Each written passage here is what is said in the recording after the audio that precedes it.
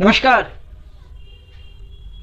शांतनुज voice की इस नया वीडियो में मैं शांतनु मुखर्जी आपका एक बार फिर से स्वागत करता हूं एक बड़ा ही दिलचस्प कहानी के साथ। यह कहानी है एक राजा का, जिस राजा ने एक बार अपने चारों मंत्रियों में एक जिम्मेदारी सौंपा। राजा ने कहा, तुम चारों को एक एक बैग दिया जाएगा और पास की जंगल में भेज दिया जाएगा। तुम्हें वहां से ताजे फल इकट्ठे करके लाना है।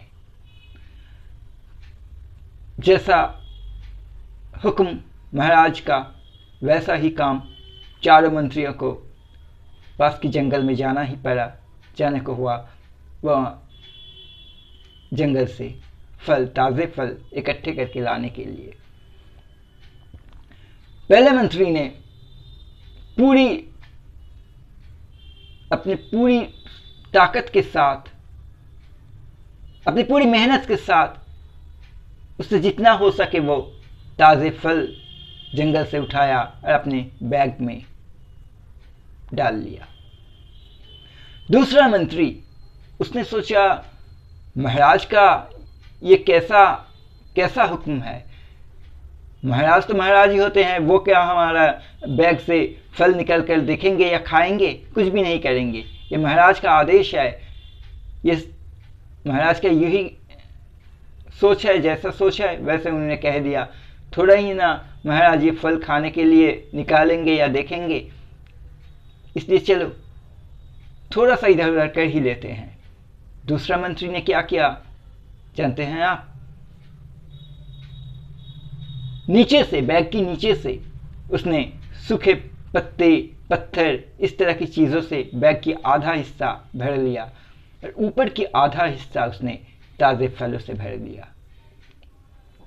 अब तीसरे मंत्री, उसने सोचा, वैसा ही सोचा, महाराज का ख्याल है ये, महाराज ने थोड़ा ही ये फल खाने वाला है, हो सकता है महाराज ये देखेंगे भी नहीं कि उसमें क्या है, तो क्यों उनका इतना परेशानी उठाऊं, क्यों इतना फल इकट्ठे करूं। चलो एक काम करते हैं, आधा से भी ज़्यादा हिस्सा उसने पत्थरों से, पत्ते से, धूल मैल से भर लिया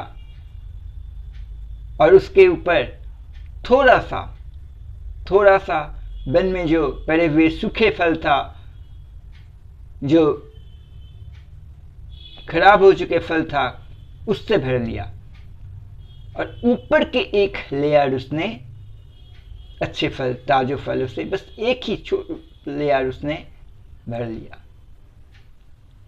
अब चौथा मंत्री, उसने सोचा, महाराज का ख्याल है, मुझे पूरी तरह से पता है, भले भांति पता है, महाराज इन बैग्स को खोलकर देखेंगे तक नहीं, तो फिर क्यों उठाऊं इतना परेशानी। बस जैसा सोचा ऐसा काम।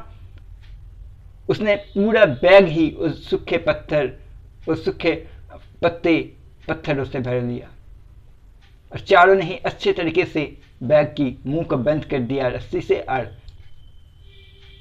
लौट कर आए महाराज के पास। महाराज ने पूछा, जैसे मैंने कहा था, तुम लोगों ने बैग को ताज़े फलों से भरकर लाया हो? चारों मंत्री ने जवाब दिया, हाँ महाराज, हमने आपकी हुक्म के हिसाब से हुक्म मानकर काम किए हैं। सारे के सारे बैग हमने ताज़े फलों से भरकर लाए हैं। दूसरा, तीसरा और चौथा मंत्री ये भी कहने लगा, महाराज आपका हुक्म मानते हुए हमें कितना तकलीफ उठाना पड़ा, क्या कहूँ। वन में इतना ताज़ा फल मिलेगा कि हाँ, हम लोग पेड़ के ऊपर चढ़कर नीचे से इस तरह से उस तरह से कितने मेहनत करके ताज़े फल इकट्ठे किए, लेकिन हमारे लिए आपका हुक्म सबसे बड़ा है, इसलिए हम मेहनत उठाए जितना ज़रूरत पड़े, लेकिन आपका हुक्म का किसी भी तरह से हम लोग बिना पाले नहीं रहे। महाराज ने जवाब दिया, वाह, सुनकर बड़ी खुशी हुई, क्या बात है। अब महाराज ने अपने प्रहरियों से आदेश किया कि इन चारों मंत्रियों को ले जाओ और अलग अलग कोठरी में कैद करके रख दो, साथ में इनकी बैग रख दो उनके पास। चारों मंत्री तो घबरा गए उन्होंने पूछा, महाराज आपने जैसे हुक्म दिया था हमने वैसे ही काम किया, पूरे ताज़े फलों से हमने अपना बैग भरकर लाए हैं। लेकिन ये बात कि पूरी ताज़े फलों से हमने अपने बैग भरकर लाए हैं, सिर्फ पहले मंत्री ने पूरे जोश के साथ कह पाया। दूसरे मंत्री, तीसरा मंत्री और चौथा मंत्री ये कह नहीं पाया। उनको घबराहट होने लगी कि महाराज तो कैद करने की बात कर रहे हैं, अब अगर महाराज बैग सर्च करने की, बैग की तलाशी लेने की बात करें तो क्या होगा। लेकिन महाराज ने किसी की नहीं सुना। महाराज ने कहा, तुमने हमारे हुक्म माने हैं या नहीं, ताज़े फलों से अपने बैग को भरकर लाए हैं या नहीं, हमें कुछ नहीं सुनना है। जैसे हमारे पहले हुक्म का तुमने माना था, इस बार दूसरे हुक्म को भी तुम्हें मानना होगा। जाओ, प्रहरियों के साथ जाओ और कोठरी में बंद हो जाओ। जैसे महाराज का हुक्म, प्रहरियों तो मंत्रियों को घीसते घीसते ले जाकर एक एक कोठरी में कैद कर दिया। अब महाराज ने कहा, उन्हें 4 दिन उस कोठरी में कैद रहने दो, वो लोग क्या किया है खुद ब खुद पता चल जाएगा। पहला जो मंत्री था वो उस कोठरी में कैद रहकर भूख सह नहीं पा रहा था। उन्हें कोई खाना भी दिया नहीं जा रहा था। उसने सोचा, क्या करूं, जिंदगी पहले है, महाराज के लिए ये बैग भर के ताज़े फल रख दूं, ये ताज़े फल रहेगा तो भी नहीं तो इतने दिन कोठरी के अंदर, कितना दिन महाराज कैद रखेंगे पता भी नहीं। इसलिए जो हो वो होगा, पहले खुद की जान बचाओ, इन ताज़े फलों खाकर ही जान बचाओ। और उसने अपने बैग खोलकर उससे थोड़ा थोड़ा ताज़े फल निकाल कर खाने शुरू कर दिया और आराम से उसने 4 दिन ताज़े फल खाकर बिता दिया। दूसरे मंत्री ने 2 दिन तो ताज़े फल खा के बिता दिया। अब तीसरे दिन से उसकी हालत बिगड़ने लगी, क्योंकि उसके पास बैग की आधा हिस्सा ही ताज़े फल था, अब उसके पास सिर्फ सूखे पत्ते और पत्थर रह गए। तीसरे मंत्री पहला दिन तो किसी तरह से ताज़े फल खा के बिता दिया, दूसरा दिन उस सूखे जो फल उसके पास थे, खराब हो गए जो फल थे, उसको ही भूख के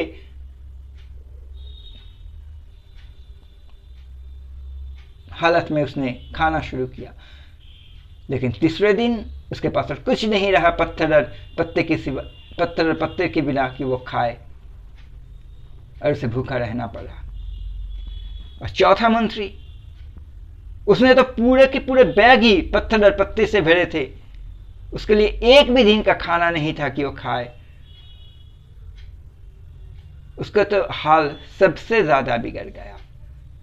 अब चौथा दिन के बाद जब महाराज ने 4 मंत्रियों को कैद से बाहर निकाला, तब पहला मंत्री पहले जैसे ही तंदुरुस्त था, अच्छे हालत में था, लेकिन दूसरा मंत्री का तबीयत थोड़ा खराब हो चुका था, बिगड़ चुका था, उसे काफ़ी परेशान दिखाई रहा था। तीसरा मंत्री, उसका हाल उससे भी बिगड़ा हुआ था। लेकिन चौथा मंत्री, उसका तो ना चलने की क्षमता था ना बातें करने की क्षमता था, क्योंकि 4 दिनों से वह पूरा भूखा था, खाने का एक टुकड़ा भी उसे मिला नहीं था। महाराज ने अब उन्हें कहा कि तुम लोग किसने कितना मेहनत किए हो, कितने हमारे हुक्म का पालन किए हो, तुम्हारा तबीयत ये कह रहा है, मुझे सुनने की ना तो तुम्हारे बैगों की तलाशी लेकर समझने की कोई जरूरत नहीं है। ये 4 मंत्री ही अपने कामों से ही हमें यह सिखा देता है कि मेहनत करो, हर हालत में हर चीज पर मेहनत करो, पूरे ताकत के साथ और पूरे सच्चाई के साथ मेहनत करो।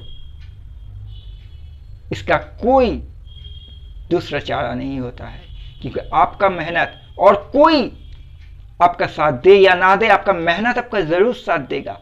जितना आप मेहनत करेंगे, वक्त को आप जितना मेहनत देंगे, मेहनत से अपने मेहनत से भरा देंगे,